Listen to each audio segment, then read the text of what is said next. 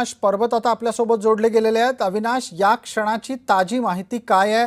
15 पैकी किती जणांना आपण वाचवू शकलेलो आहोत किंवा अजून काही जण अडकलेले दिसतायत का?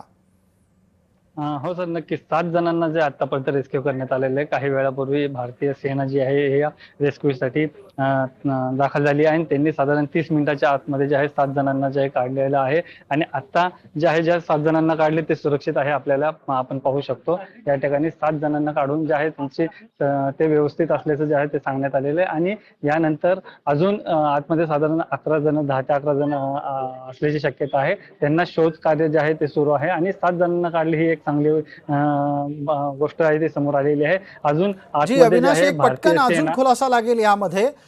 जर समजा 7 जणांना काढलं आणि अजूनही 10-11 जण आत आहेत तर एकूण किती जण अडकले होते? ही संख्या 20च्या आसपास जातीये।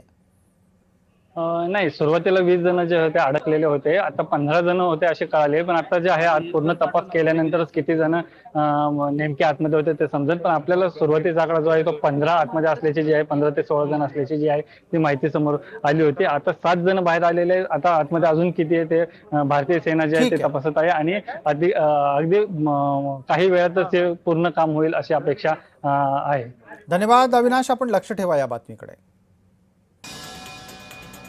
आत्ताच्या घडीला एक ताजी नवी माहिती आपल्यापर्यंत येते, ती म्हणजे कचरा डेपोमध्ये अडकलेल्या लोकांपैकी 7 जणांना वाचवण्यात यश आलेलं आहे।